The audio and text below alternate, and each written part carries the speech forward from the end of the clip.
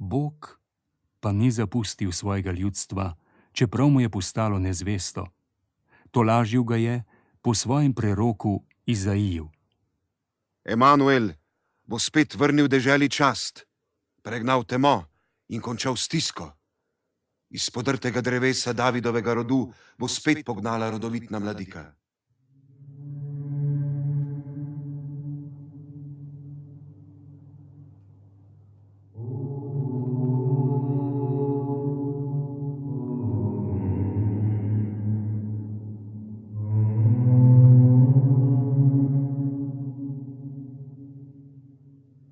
Iz Jesejeve korenine požene mladika. Poganjek iz korenine rodi sad.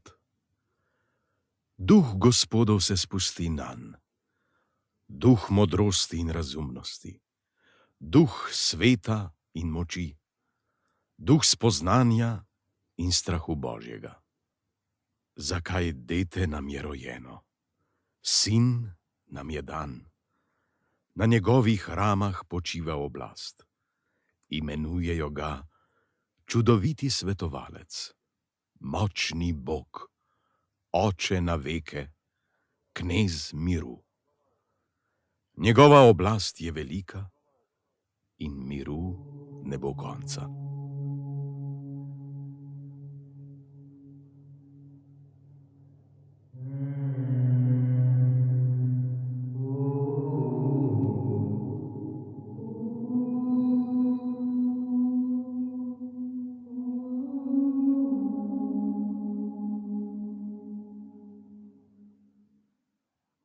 Jeremija je bil doma v Anatotu, mestu nedaleč od Jeruzalema. Njegov oče je bil duhovnik, pripovedoval je, kako ga je Bog poklical.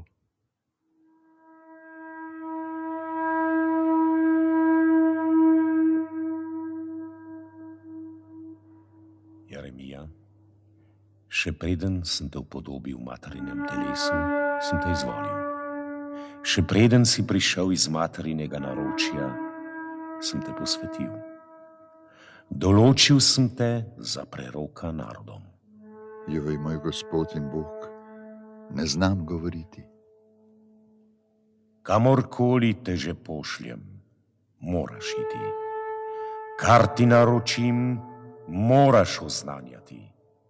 Nikogar se ne boj, Jeremija, kajti s teboj sem in te bom rešil. Roko sem stegnil, da se dotaknem tvojih ust. S tem polagam svoje besede na tvoje ustnice. Oznanjaj jim vse, kar ti naročam. Ne boj se ne kraljev in njihovih dvorjanov, ne učenih duhovnikov, ne neukih podeželskih ljudi. Danes storim, da boš železen steber in brona zid zoper vso deželo. Lahko se bojujejo s teboj, ne morejo te premagati, kajti s teboj sem, da te rešim. Poslušam te, moj Gospod in Bog. Postavi se pred vrata v templju in govori ljudem, ki prihajajo iz vse judovske dežele, Gospodu molit. Morda bodo poslušali in zapustili svoja grešna pota, da jih ne bo treba kaznovati.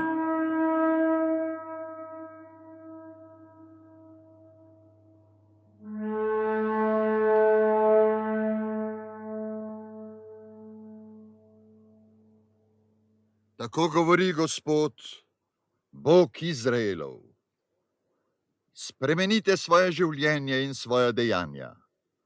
Samo tedaj dopustim, da prebivate v tem kraju. Nikar ne govorite, na varnem smo, nič hudega se nam ne more zgoditi, saj tu v templju prebiva Gospod. Samo če pravično razsojate na sodišču, če ne stiskate tujcev, vdov in sirot, če ne prelivate nedolžne krvi, če ne častite tujih bogov, dopustim, da prebivate v tem kraju, v tej deželi, ki sem jo dal vašim očetom za vse večne čase. Delate pa vse pregrehe, ki sem jih prepovedal. Kradete, morite, v zakonu niste zvesti, krivo pričate, darujete maliku Balu, potem pa prihajate in stopate v tej hiši pred moje obličje. Je potem takem postala ta hiša razbojniški brlog? Prav, potem bom to hišo, na katero se zanašate, porušil kakor razbojniški brlog. Ljudstvo, duhovniki, preroki, zgrabite ga! Zdaj moraš umreti, Jeremija. Le kje si se vzel, da prerokuješ v Gospodovem imenu? To mesto bo razdejano. Ta mož zasluži smrt, pravim jaz, vaš duhovnik. Prerokoval je proti templju in zagrešil bogokletje. Na lastna ušesa ste ga slišali. Ljudje, poslušajte me. Gospod me je poslal, da prerokujem proti tej hiši in temu mestu z besedami, ki ste jih slišali.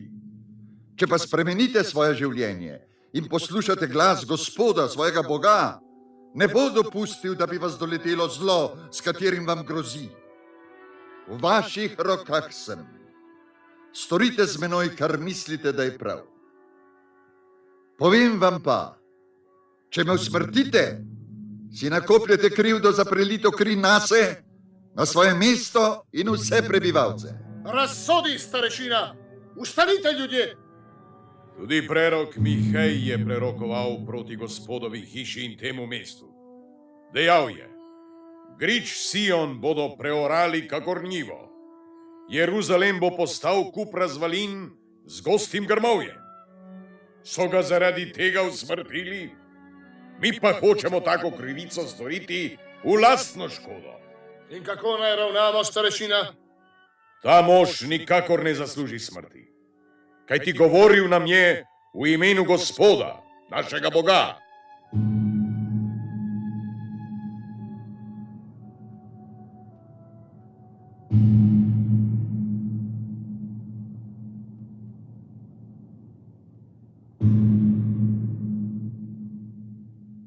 Izrael je svojo nezvestobo prelomil zavezo z Bogom. Zato mu je Bog odvzel deželo, kjer se cedita mleko in med. Najprej so pridrli grozoviti Asirci in po krvavih vojnah odvlekli izraelsko ljudstvo v izgnanstvo. Pozneje so pridivjali Babilonci. Porušili so mesto Jeruzalem in odvlekli duhovnike, uradnike ter rokodelce. Ko pa je ljudstvo v tuji deželi trpelo, je Bog naročil Jeremiju, naj tolaži pregnance. Jeremija je pošiljal v Babilonijo tolažilna pisma.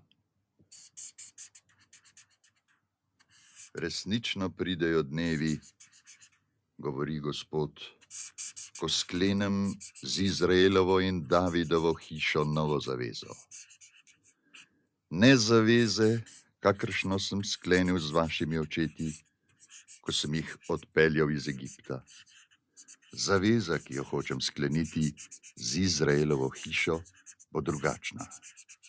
Svojo postavo denemo njihovo notranjost. Ne napišem je več na kamniti tabli, ampak njim v srce. Njihov Bog bom, oni pa bodo moje ljudstvo. Vsi me bodo poznali, od najmanjšega do največjega, govori Gospod. Kajti odpuščam jim njihovo krivdo in nič več ne mislim na njihove grehe.